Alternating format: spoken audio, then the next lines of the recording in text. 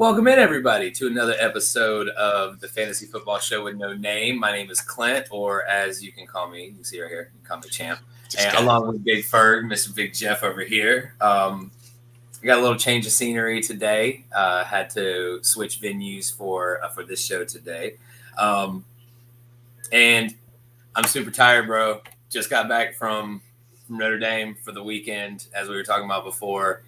So full disclosure to everybody out there, I didn't get to watch much NFL football. However, I do my research. I know what I'm going to talk about, and hopefully Ferg can fill in any gaps that I may not have been privy to for the weekend. So with all that being said, Mr. Ferg, how you doing today, bro? I'm good. It is last week Clint was celebrating his birthday. I'm going to take a few pre-game shots here for my birthday this weekend and see what kind of bets and trouble we can get into this week. That's right, Ferg. That's right. Happy early birthday, my dude. Thank you, sir. What do you got planned before we jump into this stuff real quick? I'm not sure. A road trip somewhere that involves a lot of trees and tequila and debauchery and whatever else we can get into. Well, I was going to say, if you want to come up here, you know it's homecoming this weekend. Look here. Carolina's got Wake Forest. Look here. So I don't want to see Wake Forest. We ain't going to talk about Wake Forest here. We say that for the end. Let's say that for the end. Yeah, we don't even need to talk about that at all. All right. So let's just jump right up into this. So last week in the league that we care about, it didn't go really well for me. I lost to my bestie in life, Miss Kiasha Solomon, who was with me on the trip and gloated the entire time on Sunday when we were actually at. I didn't get to watch much football, but the football that I watched was live, and it was at the Bears game. We went to the Bears-Niners game at Soldier Field, and she whooped my ass because of Matthew Stafford, Tyreek Hill, Najee Harris, and DeAndre Swift killed me, and I had a lot of buys this week. But I will say, always a bright spot, no matter what. Even though he only had 11 points, it was still Jamar Chase. He still saw the end zone. He's still fantasy relevant. So regardless of what happened, and him only scoring 11 points, 12 points, he was still one of the stars of mine. And then, Chris Godwin and Aaron Jones. So, I mean, they all played well. They all scored. That's really all you can ask for. Kiasha just had a better day than me. I mean, you had Matthew Stafford against the Texans. What am I supposed to do with that? So Ferg, I went actually. So I'll start mine like you usually do yours. I went 0-3 this weekend. 0-4 if you count the Carolina game. However, I'm 1-0 in ridiculously cool football experiences. This is true. So how'd you do this week? Overall, 6-5, 7-5 if we're going to count Miami beating another ranked team, but we'll talk about them. We got the Hurricanes later. 5-3 in our league of record. Woe is me about 3 weeks ago. Our commissioner was like, you got to play the long game, get into the playoffs. So I have managed to creep into 5th place here. We didn't have an overly big offensive game this week. I don't think a lot of teams did. There were a lot of superstars around the league who just kind of did something. Not a lot. There weren't really any massive blowouts. And like you said, unless you had Stafford or somebody like that. But my team was just carried. I think I was supposed to score 140 points. I scored 108 with just my two regular guys. Burrow with 27. He was 3 touchdowns, 1 interception. He only had 259 yards, so that was really weird. And Amari went off for the Cowboys, 8 for 122 and a touchdown. Yeah. We're definitely going to get into a lot of things going on in the league this year. But my opponent, he lost. He had Mahomes, who had a terrible team. I own Mahomes stock in a lot of leagues. Yeah. Of course, he started Robbie Anderson at the flex, 0. He started Odell at one of his wide receivers, who we'll get into again, 1 point. And then also Mr. Henry. A lot of devastation, a lot of sad fantasy fans for the demise of Mr. Henry, the king. That led him to only scoring 81 points. So kind of a easy win on the road because of injuries and buys. But, take them how you get them.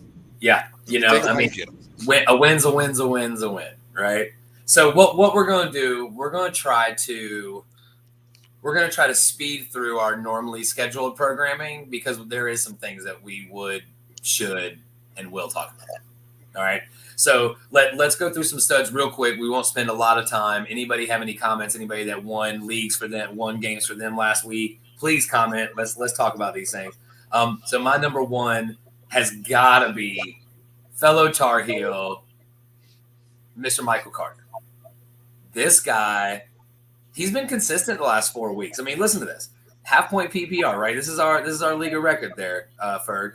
So last 4 weeks, 10.5, 15.5, 16.5, and this week he had 32. Right? So he's been consistent as far as the last couple of weeks goes. As soon as he's gotten, since Mike White started playing, Mike White actually likes to check down to, the running back. So he was 15 for 77 and 1 on the ground and 9 for 95 in the air. Anytime you can get 14 targets, 1-4, that's going to be great. Okay. So, I mean, I would definitely go him as my number one. And then you got Mike White, his partner in crime for the last couple weeks. Second most fantasy points in first start ever. Just by the way. So this week. So he had 36.10, 405, 3 touches, 2 picks, and he had a 2-point conversion. So, the dude had a great game. And then Josh Allen, what are you going to do? He's a superstar, a bona fide superstar, 249 and 2. And where he really makes his money for fantasy is 8 for 55 and 1. It's sad to bring it up. Yep, I know, man. I know. I'm sorry. But first, Danya, it sounds like we have some kind of reverb. I don't know if it's on my end or if it's on Ferg's end. We have some kind of echo. All right, Ferg. So what says you, man? Since we're giving love to obscure players today, let's go Cooper Rush with his first start. Cowboy Nation, there you go. Cowboys. That's 2 weeks in a row. We've popped up the Cowboys here. 25 of 40 for 325 yards, 2 big touchdowns. He did throw the 1 pick, but it didn't come back to kill him. A.J. Brown has found it. I don't know what it is that he lost, but he has found it. 10 catches, 155 yards, and a touchdown. Debo, 6 catches, 171 yards on 9 targets. Even with the 1 big one for 83. I mean, he still had a monster day. Another guy we were throwing dirt on the other week, Tyler Lockett. Amazingly enough, 12 catches for 142 yards. And a guy that was on our waiver wire about 4 weeks ago when nobody was paying attention. Now this guy has become a must start, for me at least. Michael Pittman. 10 for 86 yards, another 2 touchdowns. Even with 10 catches, he still missed 5. He had 15 targets. Yeah, he's Carson's number one dude. So you got to get him in. And then Elijah Mitchell, I think he has settled the backfield race in San Francisco. As long as he's healthy, he got 18 carries, 137 yards, and a touchdown. Well, it was said that he had a knee injury afterwards. So nobody knows exactly what's going to happen there. So we'll definitely monitor that situation. Definitely. And he should even be better, though, if he can play and they get Kittle back, as I've understanding that Kittle's going to come off the Kittle's supposed to be back this week. Right. This week as well. And you're definitely throwing Kittle in your lineup if you have him. I mean, there's no reason not to. Let's give a honorable mention to Mr. Justin Fields. Yes. So Justin Fields had his best game of the year. Not so ironically, without Matt Nagy at the helm calling the plays because he was sitting at home because he was on the COVID list and he was not able to be in person. But I don't know if you guys saw it. That run he made on 4th and 1 from the 22. I was sitting right near, right up. I had a vantage point from up here looking down at it. So it's like you're watching the play happen on TV. And this dude, that shows you why he's special. That one play right there where he got trapped in the corner. He almost got tackled down. He broke it. He ran all the way back across the field, then cut all the way across the field, avoided some tackles, and got an end zone. Kid's amazing. He's going to have a bright future as long as Nagy is not calling his plays. All right. So anything more on the studs? Anybody else you want to mention before we get into the duds? Even though they lost, I mean, the old man, The old man was the last one on my list because he's just getting ridiculous now. 28 or 40. Brady, Yeah. 375, 4 touchdowns. Yeah. Real football meets fake Yeah. football. We don't really Yeah. care about the 2 Because they picks if you lost. Right. We don't care. He still had Right. 4 touchdowns. So if you Yeah. played him, you probably destroyed somebody if you had him. But At he's your the number quarterback. one fantasy. He's the number one fantasy quarterback right now. Yeah. So I mean, the guy. He's just. I don't. There's no words for Mr. Brady. All right, so let's go to duds. I really only have 2 that I want to mention because they impacted me the most. So for a selfish reason, Travis Kelce. What is going on in Kansas City? I mean, this is definitely a bigger conversation than just Travis Kelce, for sure. A bigger conversation than just Travis Kelce. But 7 targets, 4 catches, 27 yards, and he lost a fumble. Like, and it was clear. Like, something's going on in Kansas City right now, and I don't know what it is. All right. So then to Emmanuel Sanders, 4 targets. How many of those targets did he catch, Ferg? 0. So that being said, he put up 0 fantasy points, and I played him in my flex. So that was fun. Yeah. All right. So I played him over Cole Beasley. Yeah, that was terrible. Beasley was like, what, 10 for 122, something like that. So that was cool. All right, so for who are your duds? Who you got out there? Well, we both had Sanders because Sanders was actually my lock of the week playing against that terrible Miami defense last week, and he came up with an offer. Matt Ryan, you were 20 for 27. That's not bad, but for 146 yards and 2 picks, 1 garbage touchdown. At this point, drop Robbie Anderson. If you have space, drop him. 0 points. We're going to talk about this guy in a minute for other reasons other than on the field. But OBJ, 1 catch for 6 yards. I'm going to go ahead and slide segue into that. I saw the video that your father put out. You were open, but so were several other people that were open. And then your quarterback has 1 arm. So, Daddy, stay on the sidelines, Daddy. Stay on the sidelines. And then my boy Doug Herndon. Shout out to Doug Herndon out there in Greensboro, Bank of America, folks. Love you guys. We came up with a new award for this week. The Double Shot of Banana Red Mad Dog 2020 award goes to AJ Green for last Thursday. How the hell are you blocking in the end zone on a passing play to win the game? Somebody from Arizona, a Cardinals fan, an old Cincinnati fan, somebody call me, tell me what the fuck AJ Green was doing on that play right there. I love it. An old Cincinnati fan. Boy, that's funny. That's funny. I mean, I don't disagree. So Burnett gets a bye for this week. And so, all right, now let's talk about some waiver wires since we're going to go straight to this because I want to save all the storylines for right before the Thursday night preview. Okay.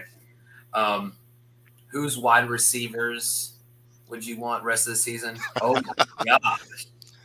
Okay. Okay. Right, hold on. Before you answer this question, we'll talk about that. Lauren and I have been having this debate online for about 4 hours. Lauren is an unabashed Saints fan. It's okay because once the news came down, some more news that we got to talk about with Michael Thomas.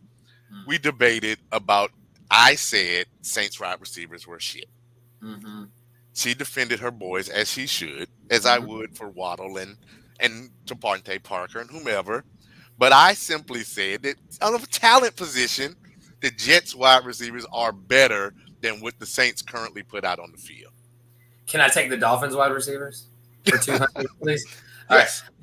All right. So we'll talk about that in a second, Lauren, because that's that'll kind of go off our waiver list. So before we get into the waiver list, it's sponsored by Phoenix Physical Therapy and Wellness, 500 Benson Road, Garner. If you need any more information about them, look them up or hit up Big Ferg. He knows exactly what we're talking about here. All right, so waivers. I mean, how could you not put Mike White on your waivers? I mean, he's got to be a streaming option. You might not keep him for long term because Zach Wilson is probably going to be coming back, and you paid Zach Wilson all that money, and you drafted him so very high and all that. So I'm sure he's going to be he's going to be coming back right back into the starter role. And Jordan Love. Can we get some love for Mr. Jordan Love this week? And we'll talk about his the person he is replacing in the news. It's always going to make me laugh. But Jordan Love, those are a couple of mine. I do have a lot more, but I want to get into Ferg. So Ferg, give me some two. Give me two. Let's go Jamal Agnew, wide receiver, Jacksonville. Only owned in 6% of leagues. Last week he got 12 targets. I think a couple of Jags receivers that failed me off the top of my head are currently down, probably gone for the year. Lawrence likes them. They're going to throw the ball a ton because they're always going to be losing. He had 12 targets. He had 6 for 38, but he had a touchdown. That's really all you want. And we'll do something right there, man, because that 12 targets and 6 catches, that worries me a little bit. I can't lie. I mean, now consider where the targets are coming from. And Trevor Lawrence and his targets aren't as quality as some other quarterbacks at this moment. So maybe we need to give him some kind of grace there. But 12 targets, that's a lot of target share for somebody that's throwing the ball 30 times a game. All right, 30 times a game. And then one more, a twofold here, 2 tight ends. We mentioned this guy 2 weeks ago, and then again the next week. He's still only owned in 24% of leagues. Tight end from the Pittsburgh Steelers, Pat Freiermuth. He had 4 for 44 and a touchdown on 7 targets. Yeah. Ben has a noodle arm. He's not going to throw the ball 40 yards down the field. Who's he going to be looking for? His tight end. This guy's going to be the new Heath Miller. Watch and see. I'm going to go ahead and bet money on that. And be ahead of your opponents. Think 2 weeks ahead, especially if you're in the playoff race. Logan Thomas, only owned in 53% of leagues, got dropped by a ton of people when he went to the IR. They're on bye this week. But Ricky Seals-Jones, another guy that was on our waiver wire list for the last 2 weeks, was balling. He was getting the targets. And Thomas was considered a top 5 tight end supposedly going into this year. Before him, he's 100 times better than than Ricky Seals. Yeah. Drop him, get Logan Thomas back on your bench if you can, if you got room. And then your guy. And then Lawrence guy, Taysom Hill. 22%. Let's stream him this week if you lost one of these other guys we're going to talk about. Well, stream him. Let's pause till Thursday because he's not out of and let's Simeon. So let's pause until at least Thursday just to see if he comes out of concussion protocol because that's what the word is as of now. So let's wait until tomorrow afternoon and see if he practices at all. But if he practices at all, he should jump right into that QB1 spot. Just like we were talking about before, Ferg, he started 4 games last year and he was a QB1 4 times. So if you have him on your waiver wire, pick him up, play him. He's a fantasy stud because of his legs. He's always going to get you top 12 QB numbers. So, Lauren, to answer your question, holy crap. I mean, if Corey Davis is healthy, you got to go Jets because they have Crowder and they have Corey Davis. And if you consider Michael Carter a receiver, 14 targets, I think he's a receiver. Now, would I rather be a Saints fan? 100%. 1 billion%, I'd rather be a Saints fan. But as far as fantasy goes, that just depends. If Zach Wilson comes back, then probably the Saints, if I'm being honest. But if Mike White stays, you got to go Jets 405. I mean, what are you going to do with that? So we'll see. We'll see what happens tomorrow night with the Colts. Colts have a decent defense, so we'll see. We'll see how he handles it. You know what I mean? All right. So I got to mention some. Just like let's talk about the elephant in the room. The number 1 waiver wire pickup of the week, the number 1 most requested waiver wire pickup of the week, the number 1 most you're going to spend your fab on, AP, Adrian Peterson, the one, the only, the 36-year-old ageless wonder. Him and Tom Brady must be roommates because this dude is they say he's going to take over the role. So you have Jeremy McNichols. Is this guy going to play more? Probably. Is it going to be more 60-40 AP? That's what they're saying. So we'll see. But AP's going to get the goal line carries. So you gotta hope for a touchdown. You gotta hope for just like the last year with the Lions, 15 for 50 and a touch. Cool. He's not Derrick Henry, but that's fine. That's fine for fantasy. That's fine for the Tennessee Titans because they have Julio, they have A.J. Brown. Let them toss the ball around. Let them split up, run the first half of the year, pass the second half of the year. They won't be able to do a shit in the playoffs because Derrick Henry, that's a tough injury. I have a friend of mine that's a former professional football player, and he had that injury, and it ended his career. So there's A fine line. Did it break all the way through? Did it only break partially? We'll see. We'll see. So you got those two guys, and because of Desean Jackson asking for a trade, not getting it, and then getting released yesterday, you got to put Van Jefferson in the category of people you need to have on your team, because now he is bona fide the third receiver there, if you don't count Darrell Henderson, because he's getting more targets than Tyler Higbee. So, but he is also that big explosive play guy, right? And then for other unfortunate circumstances, Bryan Edwards of the Raiders, which we'll talk about a little bit more in a few minutes, he might be a great DFS play if you want a long shot. So, do you have any more that you'd like to talk about waiver wise? No, let's go on and get into the real shit. Let's go and get to the real shit. So let's talk about a couple things. Let's start off with some news that's not like actual real life sad.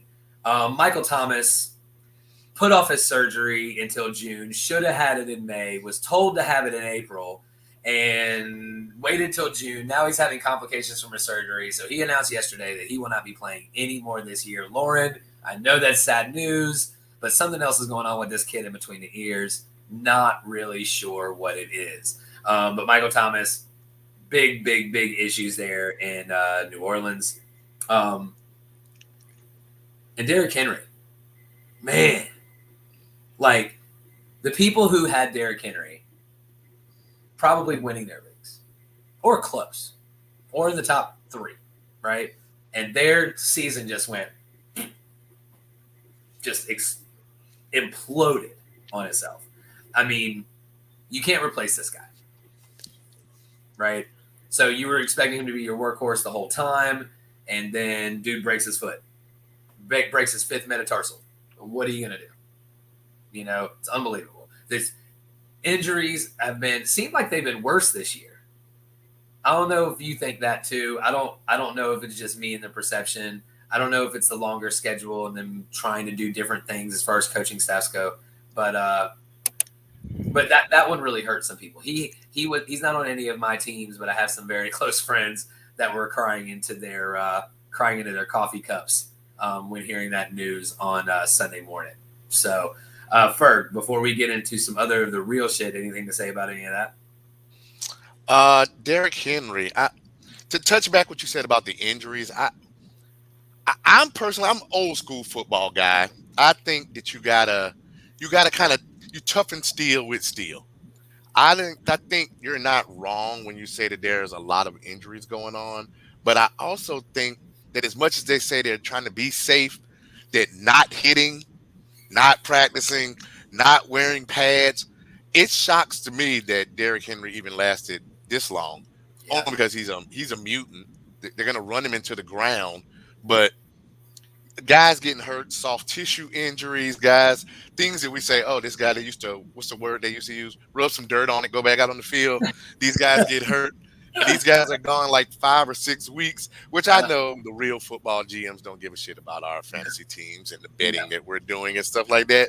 But to me, it seems that there ought to be a better, healthy balance here as far as I don't think these guys are conditioned. I don't think they're in shape when they start playing. And then you want to throw another game on top of that with as fast and as big as these guys are moving now. I just think we're not done. Like I said, the waiver wire portion of our show is probably going to end up being the most important part every week because with 17 weeks to go, the playoffs all the way through week 17 in most leagues, you're going to be picking up these Jeremy McNichols, AP. Like imagine that. AP's at home. I text somebody. AP was at home on the toilet, and he's going to be starting in the NFL game last week. I can barely get the groceries up and down. You know what, though? And this dude is going to play football next week. Apparently, he's in great shape, bro. Like, he's an X-Man, though. He's a mutant. He's not a real person, though. You're right. And, Justin, who are you talking about? Who's back up? Derrick Henry? If you're talking about Derrick Henry, it's Jeremy McNichols, soon to be AP. Actually, is now AP. He was at practice today. All day. All day, baby. All day. All right, so... All right, let's talk about Aaron Rodgers. Yes. Did he actually say before the season started that he was vaccinated? All right, so I'm going to give you what I have interpreted and what I have read. I'm a frequent watcher also of the Pat McAfee show. Comes on YouTube. Him and Aaron are boys. And when and I don't know, and I'm not here before we start to say whether you should be vaccinated or anti-vax. That is completely up to you. Yep. What I do know that if you're going to participate in a team sport and they give you rules and they say you have to do X, Y, and Z, or you got to do A, B, and C, if you come on TV to the average person who maybe not as smart, just a regular dude that just went to high school and works his regular 9 to 5, and you say, I'm immunized against COVID. I saw that. That means you took a vaccination. I'm not here to judge his wife, boo, whatever. I had to figure out who she was. My daughter tells me she's a divergent star, something like that. Yeah. That I didn't, even with the crazy stuff I heard from our previous president and their administration about how to treat COVID, I never heard anybody talking about drinking spring water and eating clay to get immunized and fight off all of these diseases. Now, somebody smarter than me, if there are any doctors, nurses out there that know something more that I don't know, please tell me what this is. Hey, put some testing on it, Ferg. Put some testing on it. But I know that this man, basically, he led us to believe he was vaccinated without coming out and saying the word. Plus, also, with the way they do the press conferences and things like that, there are unvaccinated members of the Packers that we know of who all have to do their conferences through Zoom. They're not live in meetings. They have to stay a certain distance. Aaron Rodgers has been live with media, other teammates, frequently on the sidelines and in the field with no mask when not playing, and other events. And I can't tell you when the number of commercials and appearances and stuff that he makes in a year. He has to be in other places, so he has to know that he's taking a risk on a team. As long as he's playing, they got a shot. There are only about 5 teams in the NFC that got a shot. Maybe 8 teams in the whole league altogether. They're one of those 8. They got a shot. If he goes down or he gets sick or he has lingering effects like the way Jaylen Brown from the Celtics still talks about playing one game is like playing 3 games to his lungs, then it's over. It's over. And he's already, 38, 39? Somebody can correct me. I'm not sure how old Aaron is. I think he's 40. Mid-30s. I think he's mid-30s. But he's been around for a while, enough to know better, especially as the leader of an NFL team. Yeah. Again, I'm not here to say you should be vaccinated or not. Do whatever makes you happy, but don't put your other team, because I feel like last week we spent a lot of time kind of harping on Devontae Adams, people like that. Like, what are you doing? He must be out partying. He must not be vaccinated. We haven't heard from Devontae Adams. We don't know if Devontae Adams is vaccinated or not. But he kind of took the shoulder of the blame for not playing, especially costing people in fantasy. But he's 37, by the way. But the whole time, he was probably hanging out in meetings and stuff with Aaron Rodgers, with Aaron Rodgers, with his QB1, hugging and kissing on his QB1. So, I mean, it's not hard to draw a line from A to B. As to how this thing might be spreading around the Packers and their coaches and stuff. But I'll leave your opinion. The good thing for Packers fans and their season is that the game that he's going to miss, as of right now, is an AFC game, right? So they play Kansas City this week, and it matters if they win or lose, of course, because it's the NFL, but it's an AFC game.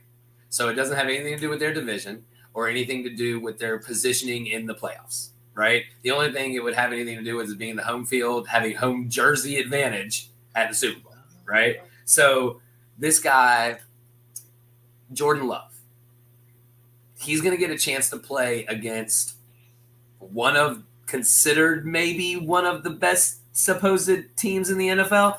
And not a very good defense, right? So you're going to actually be able to see what he can do without being like having to go up against like the 2000 Ravens defense, right? Sure. So something like that, right? So you're going to be able to see what this kid can do without tons and tons of pressure. I think it's a primetime game though. No, it's a 4:00 game. It's Fox. It's a 4:00.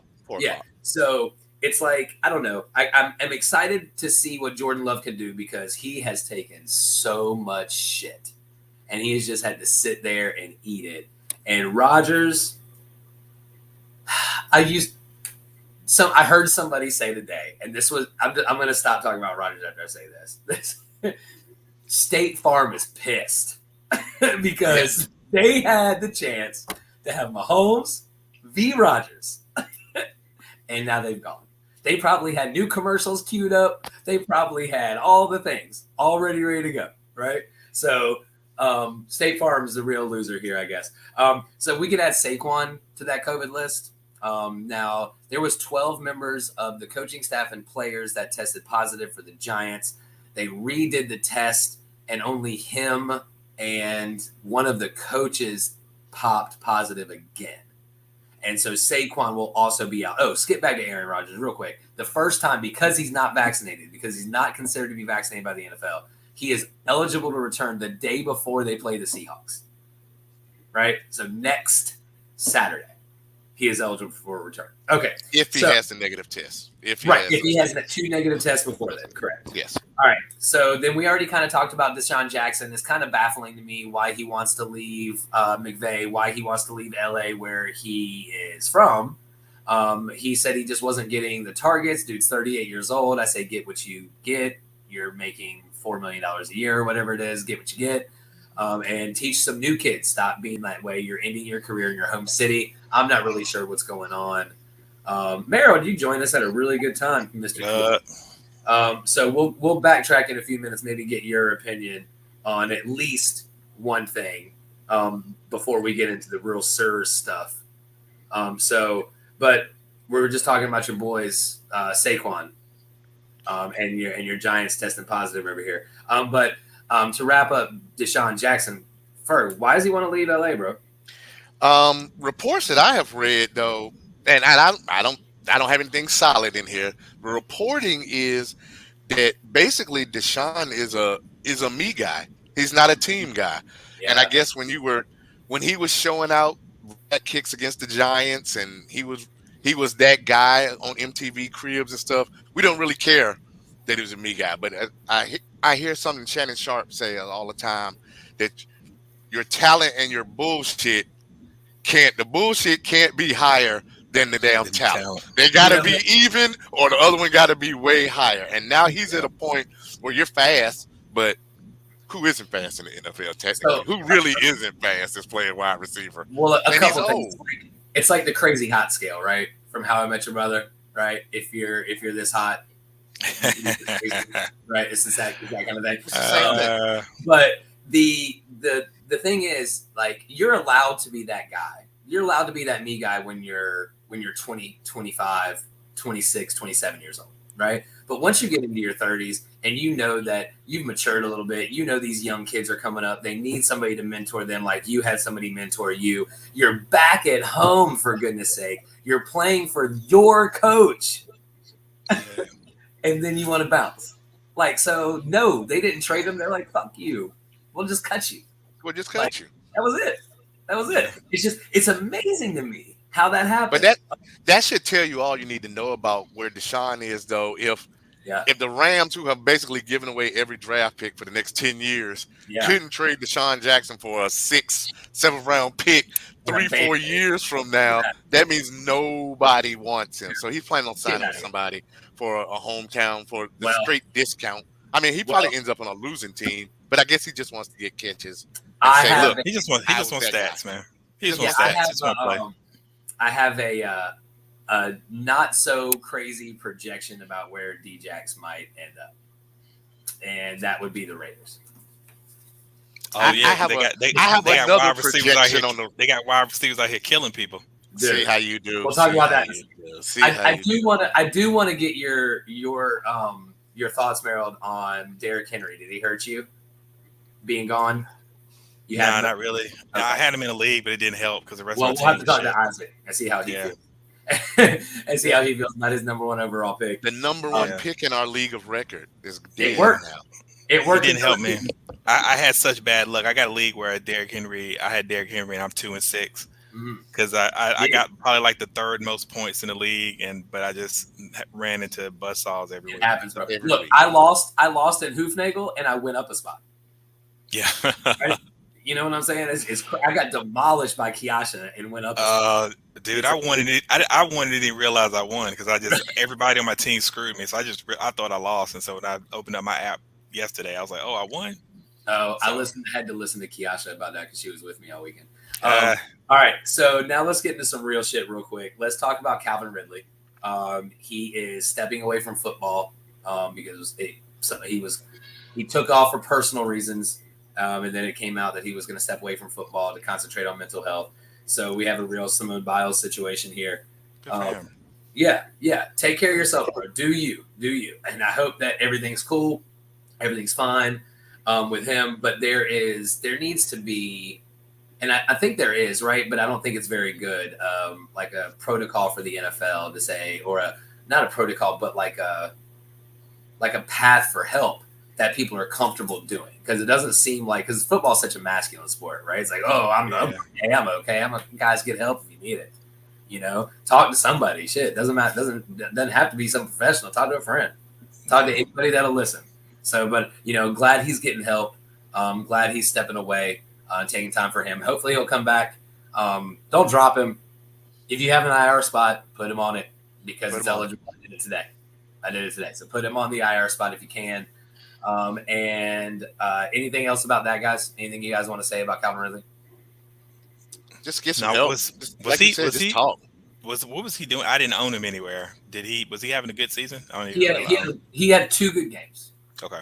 He had 2 good games, but I think he's also suffered. He was the mental health thing we have, but I think he had a deaf grandmother. Grandmother maybe raised him, is what I was reading earlier, and he was taking that pretty hard, and that just set him down a path where I guess the Falcons finally realized this guy needs some help. He needs to go do something else other than play football again, which is good for him. I would much rather listen to fantasy football fans or football fans bitch and whine online about the fact that they had to find a backup wide receiver.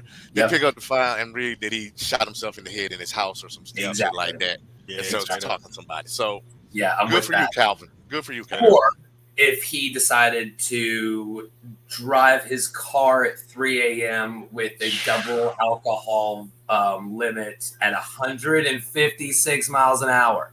That's crazy. I don't know if I said that clear enough. 156 miles an hour when he ran into the back of a 23-year-old woman and killed her and her dog when her vehicle exploded into flames. That's crazy. So, let me jump in right quick. When I first heard this, and I was thinking, okay, so he has a sports car of some type. Just before I knew any details. And I'm thinking, they said he crossed between lanes. And I was like, okay, I've been in 6-7 car accidents in my life. I don't see how you just clip to somebody back of somebody's car and they're in flame.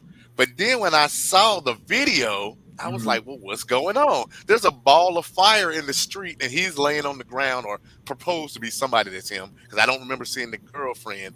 But then when I saw the day that he was doing 156 miles an hour and he had slowed down to 127 upon impact, first of all, I don't know what the hell RAV4s are made of, but I know they're not built to withstand 127 miles per hour. Nah, bro. And then, what kind of? I'm really bothered. I had this conversation with some of my friends about the fact I argue with my other half sometimes about who's going to drive to the store. And these folks have $20-30 million and a free car to call somebody at any time of the day to get a ride wherever you want to go. Yeah. What is so important about showing off your $100,000 car at 3 a.m. in the morning when you could literally be in the back of a Tahoe with the same girl doing whatever it is you're doing behind tinted windows and safely get home? This kid is ruined. The decision maker here was that 0.16. The decision maker here was the alcohol. It wasn't the kid, right? So it was the kid through the alcohol. 0.16. Look, I've thrown it on sometimes. 0.16? That's I don't know, throwing bro. off. I don't know. That's a lot. I don't know. Maybe 0.16 at if you're an offensive lineman. Maybe that's different. I don't know. Look, you're 165, 70 pound, 22-year-old. Supposedly you're in training, so I don't know what you're drinking to get to a 0.16. And you saw him. It's kind of fucked up all the way around. You saw him at his first hearing. You saw the video. Yes. Yeah, where he's sitting in the wheelchair, has the neck wrap around him, and his neck. Well, that's the lawyer for the sympathy vote now. We gotta get some sympathy because otherwise, ain't getting no sympathy here, brother. Ain't no sympathy, man. It's a minimum 2 years jail. 2 to 20 years minimum, right? That's 2 to 20. And then throw in the fact that he had a loaded gun in the car. You had a loaded gun? What are you doing? Did you just rob a bank? Is that why you're doing 156 miles an hour down the street? What are you doing? A loaded gun. Listen, since Clint is here, and Clint everybody in the video rides around with a loaded gun. So let's keep it real gangster here. You're in Vegas. You're rich. You're young, and you're black. What the fuck are you doing? Riding up and down the street at 156 miles an hour with an unregistered loaded gun. Oh, it was unregistered. I didn't know that. Yeah. And that was the last. Now, if that's incorrect, that's the last thing I read, that it was unregistered. I didn't know it was unregistered. That's crazy. And they are both okay. Both him and the girl are okay. Right? He won't be. No. You got to imagine, like, if you put yourself in the kid's shoes, the kid this morning's shoes without the alcohol. Oh, he's got to be. Oh, man. Right? So you get cut by the Raiders, and that's the least of your worries. Right? You're sitting there at your cell floor, replaying that in your head. And because when that fireball was going like it was, that alcohol was gone. I don't know. The look on his face sitting on that ground doesn't even look like he was even quite registering like what was going on. Shocked, like even if a car was on fire, I've had a car that was a raggedy old Lincoln piece of shit car. Caught on fire on the side of the road. The thought that of the car burning was one thing. The thought that somebody was sitting in there screaming, or a dog, maybe, heaven forbid, hopefully the impact knocked this lady out or something. Because sitting there burning inside of a car strapped in that you can't get out of, and then maybe listening to this dog hollering out. I'm not a PETA guy. I'm not anti-Michael Vick, but I'm just the thought of the sound of a cooking dog. Because that's what we're talking about now. Somebody cooked in front of you and you caused it, and you're just sitting on the ground drunk. They're really. And you said it's not the least of his worries, but I don't know how much of the money he's gotten up front. I don't know the offset. Oh, he had $9 million contracts that says you can get this money back for conduct unbecoming. It's going to cost $9 million to do 2 years. To only do 2 years in jail, it's going to cost you $9 million. $9 million of the 17. 9 of it was guaranteed. I'm taking the 9. They can't touch that 9. They can't touch that 9. That 9. That 9's probably gone. Hopefully he invested it. So I mean, parents or whoever, other family, estate, they're going to civil sue for that 9 and freeze all this stuff. Yeah, so that's there. I'm saying it's going to. I'm saying over under. I'm not getting them off with 2, because the more you keep adding it on, and the society that we're in right now, I'm saying no less than 7. 7 if he spends $5 million on a lawyer. Him and Gruden might want to start a business together because they don't have no future in the NFL. So I don't know. Maybe hopefully they had a good relationship. I mean, on one hand you got to feel sorry for the sober kid, but on the other hand, he was the sober kid before he wasn't. So I mean, it's like, I don't know, man. It's a devastating situation, and your heart goes out. Your heart goes out to the family of the woman, with the dog, and that whole situation. I mean, now luckily for the whole situation, there was nobody else on the road. It was 3:00 in the morning. There was nobody out there. Yeah, so, thank God. That street looked dead to me. So, but anyway. Anything else you guys want to say about that before we jump into Thursday night? All right. No. So, and then Merrill, we're going to let you talk about anything that you want to talk about your team, DFS, anything that you would recommend. Because I had a deep shot DFS play that we can talk about. Do you guys think the Panthers should re-sign Cam Newton? No. Yes. To do what? Yes. Yeah, to do what? Yes. You gonna play tight To end? do what? Play tight end. Nothing else but to walk out on the field and give 2 middle fingers to the entire Carolina Panther management. And then walk off. He should pull a T-shirt with Ron Rivera, Marty Herney, Dave Gettleman, all their names on it. And as soon as the damn kickoff, he should snatch his helmet off, walk through the tunnel, throw up 2 more middle fingers, and be like, "I'm out, bitches." With his Superman cape on, with his Superman, give one last Superman and leave. Hey, Cam is washed. His arm is terrible. I don't think Cam can play QB, but I love Cam. Cam doesn't have any criminal shit. Cam ain't never beat on no woman. Cam has never done anything but make commercials with kids and entertain Charlotte fans. So he deserves better than what he's getting done. When I hear that Cam can't get a shot or get signed, but I see fucking Phillip Rivers' old ass on damn line soliciting to get the damn New Orleans quarterback job. Somebody somewhere has it out for him. I don't know if they have a list. It's just that Cam's value was in his physicality and being able to run. Yes. And if he can't run, he's not an accurate thrower. You have to change your whole offense for him. He had a great MVP year in 2015, and people don't realize people were wide open because people were scared, for him to take off because he would run over linebackers or just take off and run for 40 yards. And so everybody he threw to was wide open. He's just not. He can't read defenses. I'm sorry, y'all. Well, we're not going to spend a long time on Cam. I'm going to give you one comparison, though, because I watch a ton of Dolphins games. Are you telling me you would rather play Jacoby Brissett as your backup quarterback than Cam Newton? Because in mid-game, they take Tua out because of the ribs, and they run short yardage packages with Jacoby Brissett. He has yet to complete a pass on his short yardage plays this year yet. I still think, because I'll take Brissett. Is Cam throwing the ball? Yeah, no throwing. No throwing. I'm just saying, him throwing the ball looks like me throwing left-handed. Hey, I don't know if it's coming here, if it's going there, if it's at my foot. No. If it's all about the bottom dollar, though, I mean, could you imagine Newton jerseys in any other color selling? What about Newton back home in Atlanta? Hey, so Ryan's washed. Miss Lauren, would you want to? He could play with San Francisco. Would you want to have a number one? He could play in San Fran. Jersey? Yeah.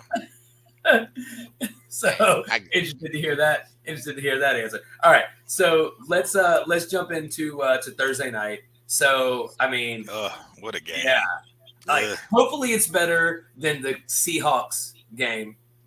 A couple weeks ago, where it was like 10-7. I'm actually looking forward to it. I mean, I think I'm actually kind of hoping that Mike White plays really well because I kind of like this drama and this messiness that could be potentially between Mike White and Zach Wilson. I actually want to see the controversy. I love it. Well, not only that, Mike White, Ferg and I touched on this a little while ago, checks down to the running backs, and I got Mike Carter. Him, boy, and he really did outdo himself last week, and so hopefully that continues. Are you willing to start Mike White, Merrill? I am in the league. No, I'm starting. Okay. I got it in the league you commissioned, Ferg. I'm starting him in that league because you're starting him in Wakanda because TB is out. TB12 is out. Okay. Well, all right. So the over under is 46. Oh, sorry. If anybody doesn't know, Jets Colts. Over under is 46. Colts are favored by 10.5.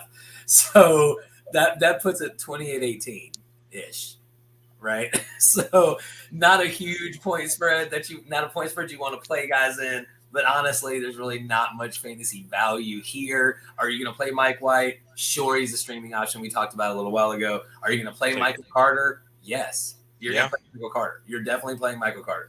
And if Jamison Crowder, I mean, sure, dude gets 9 targets a game. Why not? Yeah.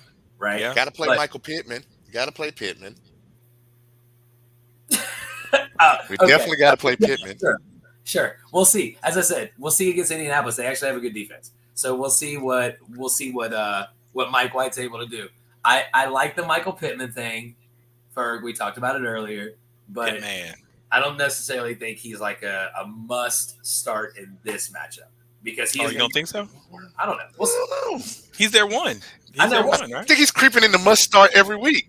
Again, so you give NFL defenses a 1 week, an extra a week look at Mike White, and don't think that he's going to look like Sam Darnold. Maybe 1 week. This is what I'm saying. But it's the Jets. 114 and 4 picks. You're proving my point, Ferg. You're proving my point. All right. So then you go over to the Colts side, and I mean, are you starting Wentz? So before we even go any further, I'm taking the Jets this weekend on all of my sheets. I am because too. I know if with certain things in the NFL, I know that as soon as you start patting Carson Wentz on the back, we're gonna get a Carson Wentz game. A Thursday night, 3-4 days rest, them bad ankles and his badass damn decision making is prime example. That's prime time ready for him to have a 150-yard. 3 interception game. They might even win. Yeah. Darius Leonard might run 2 back to the house on defense. Who knows? But he's set up to fail. Well, listen to this. They're not going to cover. They're not going to cover. I don't think that. I would take that.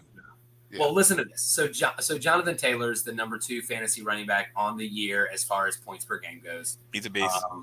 And the Jets. I don't know if y'all are ready for this number. Average giving up 32.5 fantasy points to the running back position per game. Wow. 32, right? Per game. And so you have a Colts running back, Nyheim Hines, Jonathan Taylor. Nyheim Hines is definitely a flex start this week. Maybe a long shot DFS. He's a DFS play on she's a showdown play for real. Yeah. Yep, and you're definitely starting Jonathan Taylor. But back to my question, Merrill, if you had to choose one quarterback to start this week, would it be Wentz or White? Oh, between those two? Yep, between those two. Who are you starting this week? I'll go with White. Yeah, me too.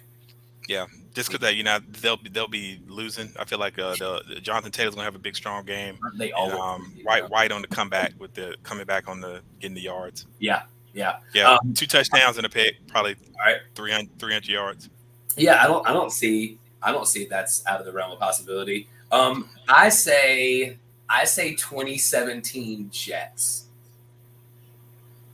2017 Jets for the win this week. Wow. And so what do you got, Merrill?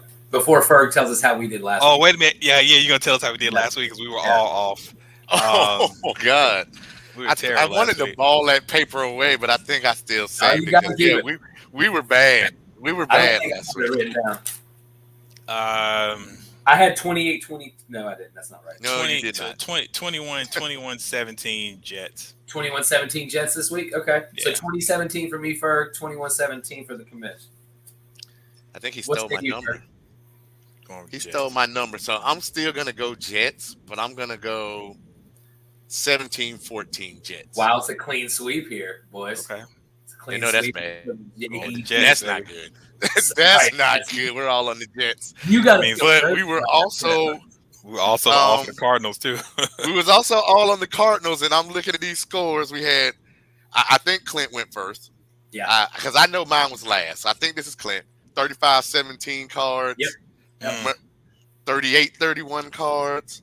And then I went blowout 41-14 cards. Ooh. So you don't take our advice for shit. No.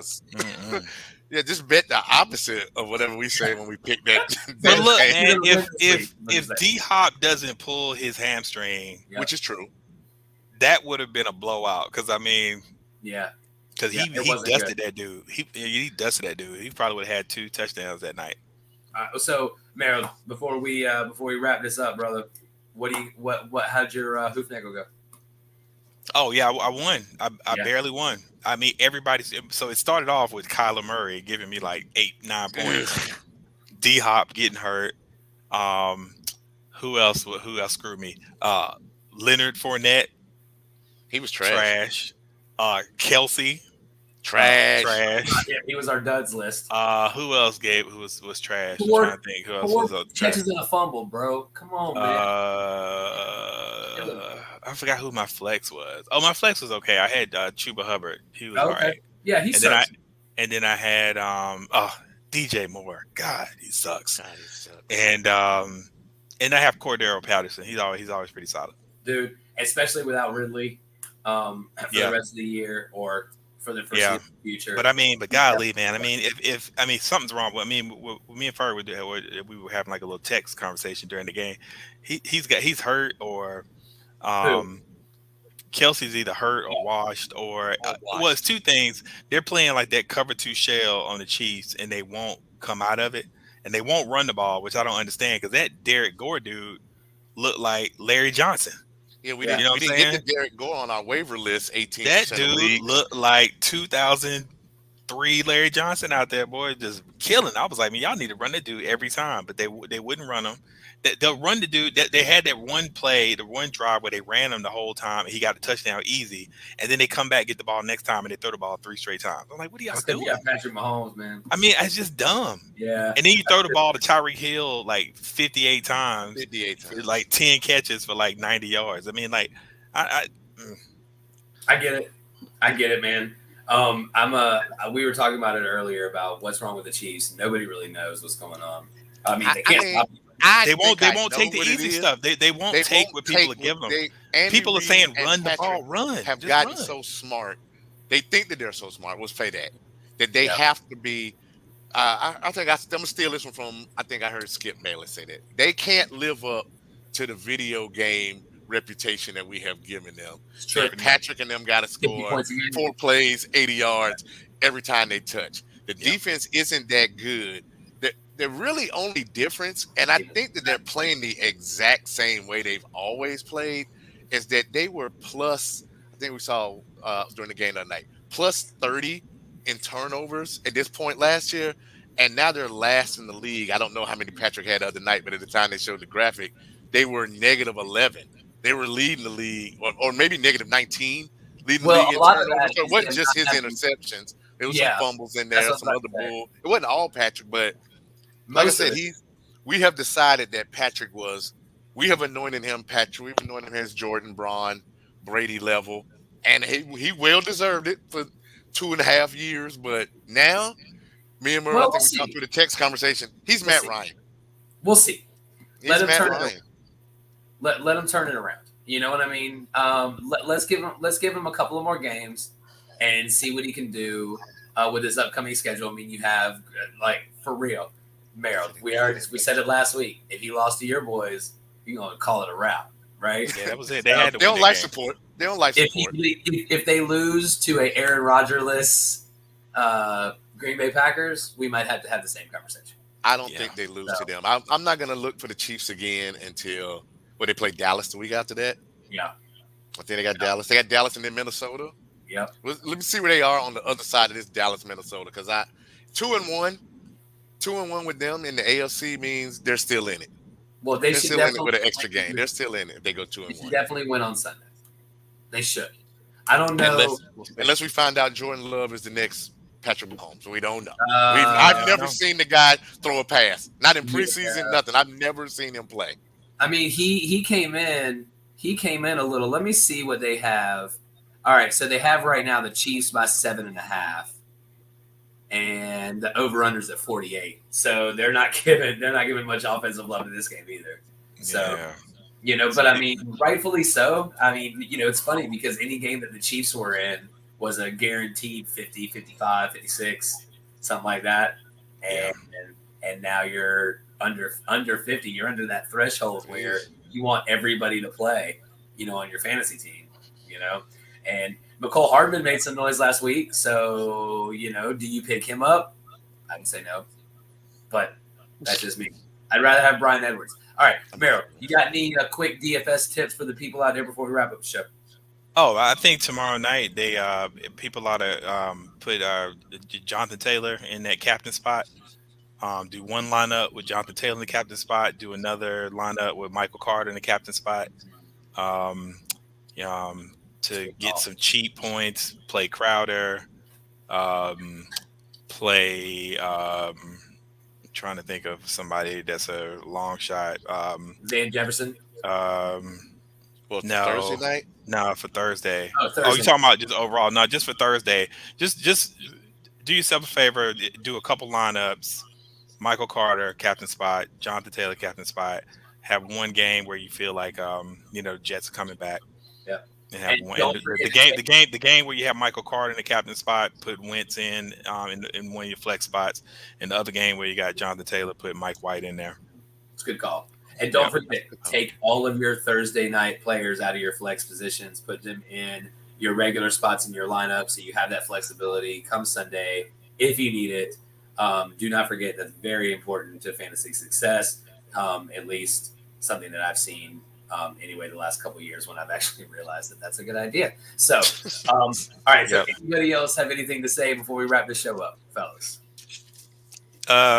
You guys have anybody you think is going to really be did you guys say who was going to be a superstar this week? Like who's your my superstar flamed out last week, so hey, too soon, Ferg, too soon. Too soon, our superstar. My start of the week, as long as he plays, is going to be Taysom Hill. Taysom Hill, okay. As long as he plays. Meredith, I don't know if you heard that because you missed earlier in the show. He had 4 starts last year. He was a QB1 4 times. Oh right. Yeah, no. If he plays, I mean, I just don't know if Simeon is going to start or not. So not if Taysom Hill. Okay, Taysom Hill. Okay. Apparently not if Taysom Hill plays. Okay. If he's activated from COVID, from the concussion protocol, he's playing. Well, play that guy on your DFS if you do a full slate on Sunday. Yeah. But yeah, give it till tomorrow. Wait till tomorrow. So apparently, we're supposed to know tomorrow afternoon. Supposed to see if he's back to practice. So I like Aaron Jones. I think that's another big Aaron Jones game. Yeah, for sure. Another big time stud. Yeah, I definitely don't disagree with that. Yeah. So, I'm gonna go Homer. My start of the week, Tua against the Texas defense. We might even lose that game, but Tua against the Texas defense, I'm gonna say 22 for 32, 332 yards and 3 touchdowns. Wow. Okay. And a pick, of course. It's not past the realm of possibility, Ferg. So he's had games like that before. It's Texas. Yeah. Especially if you're streaming, you're looking for Aaron Rodgers replacements. Brady's gone. Yep. Your friend Lauren is shouting out the Saints here. Yeah. Always. She's loyal. She is loyal. She is loyal. Nothing else. She is loyal. So, all right, fellas. Well, another great week. We covered some pretty heavy stuff other than football. If anybody has any comments, questions, throw them on the page. The page, share it with your friends, like the commission said a few minutes ago. Yeah, please. And, like it, share it, subscribe, send it to your friends. Share, subscribe, and we'll see you people next Wednesday, 7:30. Yeah, we're trying to organize that draft, right? So hopefully we'll have it organized. Let's talk about that. Let's talk about that real quick. Yeah, do like a. So we want to get together a redraft. So we want 10. We're going to get 10 people other than us 3. So we need 7 folks out there that are wanting to do a quick, 5 to 10 round redraft, snake style, I would assume. And just to see kind of where everybody's putting their priorities mid-season. I think it'll be fun. We're trying to do this next week. So put your comments on the NC100 Facebook page, Instagram page, YouTube page. At Lauren said she'll do it. We had no doubt that you would. We knew you'd be there. So we're gonna. So now we need 6, for sure. So if you guys know anybody, I think Ferg said he had a few people. We need everybody confirmed by, I would say, no later than Monday. So we can, Meryl can throw a draft generator when we first jump on next week. Plan for about an hour and a half show, I would assume. But definitely get your stuff together and figure out where your priorities lay this week, after this week. And do consider injuries, of course, for sure. Yeah. So you're not. I put in the comments like another thing people could do to let us know is like if people on Instagram, we're at NC _100 Reedsville. You can just DM us on there too. Yeah, that too. So and let us know. We will make sure we get it together. We'll put a randomizer draft ready, and we'll do it first thing after we introduce everybody on the next show. RB0. I know. See, it's predictable. If nothing else, predictable. All right. So, all right. So what are the positions again? We're doing QB, 2 RB. 2 run. Yeah, we'll just do standard. So Standard. 2 running backs. No kicker, no defense though, right? Yeah. Just leave the kicker defense out. Yeah. Flex. Okay. Fill out your roster and we're done. Okay. No back to the kicker. 1, 2, 3, 4, 5, 6, 6, 7. Is that right? 7 rounds. 8 spots. So 7 rounds. No backups, no bench, no kicker, no defense, no defensive player. We're gonna go straight 2 wide receivers, 2 running backs, flex, tight end, quarterback. Oh wow! Somebody's still gonna take Henry, knowing that he's hurt and stuff. And with what you know now, I'm gonna take Trayvon Diggs because he has outscored Allen Robinson this year. Holy crap! Yeah, number 1 overall should be Cooper Kupp. So we'll talk about that later. Yeah. Knowing what you know today. Yeah, it should be number 1. Yeah, that's a today. It's what you know today. You know the only person that's outscored Cooper Kupp in fantasy is Derrick Henry. Yeah. So take Derrick Henry. Yeah. Lamar Jackson. I don't understand how that happens though, man. I'm like, that they're throwing to this guy. Yeah. I don't understand. Doesn't matter. I don't know. Yeah. I don't get it.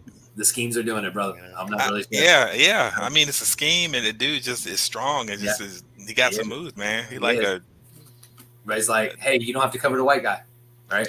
Shout out to the white guys coming back playing strong, not having to play safety anymore. Go ahead. Hey, we need somebody. Hey guys. Well, we lost one white safety's got to go. That Sorensen, he got to go. I get it. Ooh. He is no John Lynch. He is no John Lynch. So, all right, fellas. So we will see you guys back here. If you're in our draft, be in the draft room by 7:15, so we can make sure that everything is copacetic and ready to go, and then we'll bring you on the show when it is time. So for Big Mr. Ferg, the commish, I'm Clintonian, the champ. Big chain. I know you love it, Ferg. So one more time, and thank you again for tuning in to the Fantasy Football Show with No Name. Peace out, fellas. I'll see y'all.